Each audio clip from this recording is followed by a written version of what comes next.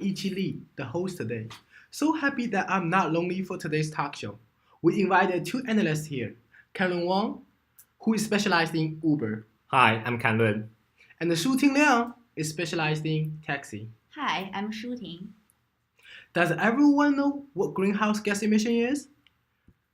Greenhouse gas emission is a global environmental issue which can cause global warming, climate change, and such. I believe not many people paid attention that greenhouse gas emission is everywhere around us. Let's hear some people's voice about Uber first. Hey, how do you feel about Uber? Well, I only used Uber once when I couldn't get up my driveway because it was icy and the clouds hadn't cleared the driveway and I was running a little late for class. So I got an Uber and I waited and waited and waited. It took forever. I was so frustrated. Then finally he showed up and I just barely made it to my class. Then, taxi. Mom, why we're not moving at all? We have to get to the Madison Square Garden in 10 minutes. Oh, look at the traffic. There's at least 1,000 taxis in front of us. Oh, God. Some complaints of both Uber and taxi. So Karen, I have a question for you. What does Uber response time do with greenhouse gas emission? Ubers do create a mass amount of emissions on the way to pick up passengers. It is definitely true the longer response time will produce more emissions.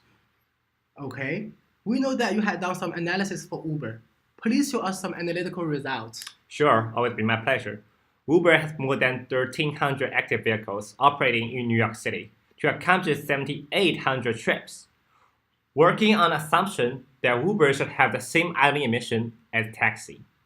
The reality is, idling emission of Uber is higher than idling emission of taxi. 69 tons versus 66 tons per hour. The only possibility to reduce Uber's idling emission is to shorten its response time. I designed 5 different scenarios for idling emission of taxi. The result is that if Uber can shorten 50 to 60% of its response time, it will reduce 36 tons of emission per hour. Wow, 36 tons an hour? Never thought about it.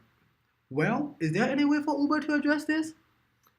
Yeah, based on my analytical results, I made some recommendation to Uber. Uber can always develop advanced pairing algorithm between drivers and customers.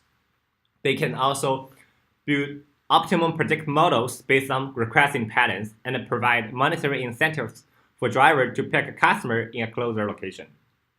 Interesting. Sounds actionable to me. Hope Uber company will take into consideration. Make our lives greener. The taxi problem makes more sense to me. No doubt that more vehicles produce more emissions. So Shooting, please tell us your analytical results for taxi.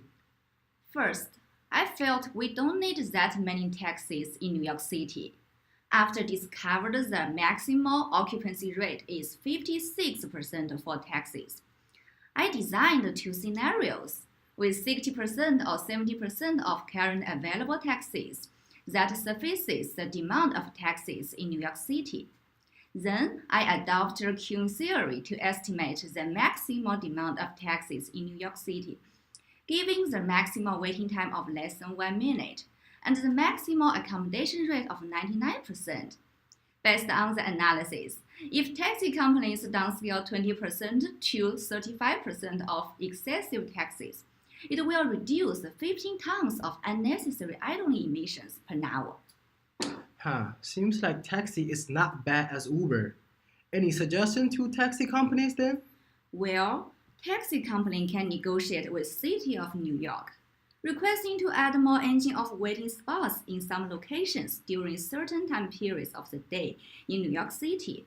Thus, taxis will be distributed more rationally in different waiting areas with no unnecessary emissions. Moreover, taxi company can increase drivers' commissions to shorten the length of the shifts. Additionally, taxi company could develop a more efficient dispatching model that captures the transportation trends for taxis. Perfect. Thank both of you providing professional insights today. Thank you. Thank you. We also got some recommendations from audience to the city of New York. First, increasing the tax of gas price for commercial use. Since taxi companies usually secure a lower gasoline price than market by negotiating with oil companies, taxi drivers don't concern the use of gasoline. Second, deploying more fuel-efficient vehicles for both Uber and taxi. Saving more gasoline is always appreciated. Oil is not renewable natural resources. Thank you for your attention.